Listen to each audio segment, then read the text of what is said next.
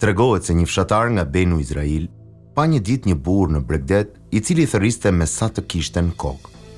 Kush më sheh mua, mos i bëj padrejtësi askujt pas kësaj dite. Fshatari i afrohet dhe e pyet. O rob zoti, çfarë të ka ngjarë? Burri i tha, unë punoja policë në oborin mbretëror. Një ditë erdha këtu në Bregdet dhe pash një peshkatar i cili kishte zënë një peshk goxha të madh. Unë i kërkova të ma jap, por ai refuzoi. I kërkova t'ja blej dhe ai sërish nuk pranoi. Atëherë godita me kam zhik në kokë dhe ja mora me dhunë peshkun. Peshku më kafshoi gishtin tregues.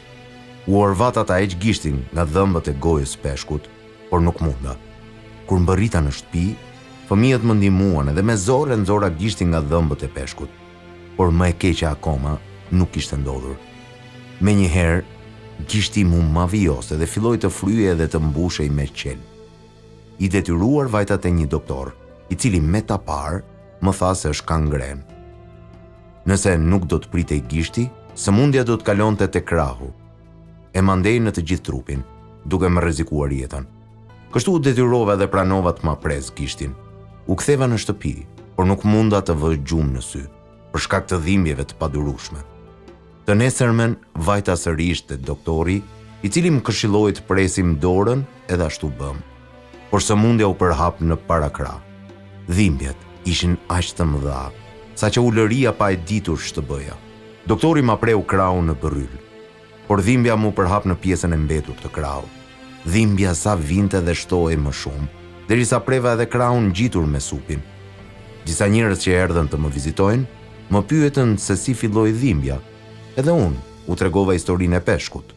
Ata më thanë, nëse do e kishe kthyer peshkun që ditën kur të filloi dhimbja, ti kishe kërkuar të falur dhe t'ja kishe bërë qefin, nuk do të kishte ndodhur kjo që të ka ndodhur. Prandaj, shko kërkoj falje dhe bëja qefin, para se sëmundja të përhapet në të gjithë trupin. Unë nuk lash vend pa kërkuar, derisa më në fund e gjeta. Menjëherë i rash në gjunjë, duke i puthur këmbët edhe me sytë e përlotur, i thash, pash Zotin më fal. I habitur, ai më pyeti, kush je ti? Unë ju përgjigja, jam ai që të mori peshkun me dhunë. Dhe i tregova gjithçka kishte ngjarë pas asaj dite, si dhe i tregova krahun e cunguar. Ati i rodhën lot kur më pa në atë gjendje, edhe më tha, të kam falur. Unë i thash, pash Zotin më trego çfarë lutje dhe mallkimi më ke bërë kur ta mora peshkun. Ai tha, po, në ato çaste thash, o Zot, ky më tregoi gjithë forcën e tij dhe më mori ushqimin tim. O Zot, tregoja fuqinë tënde këtij njeriu. Ruajuni nga padrejtësitë, sepse padrejtësia është borxh që duhet larë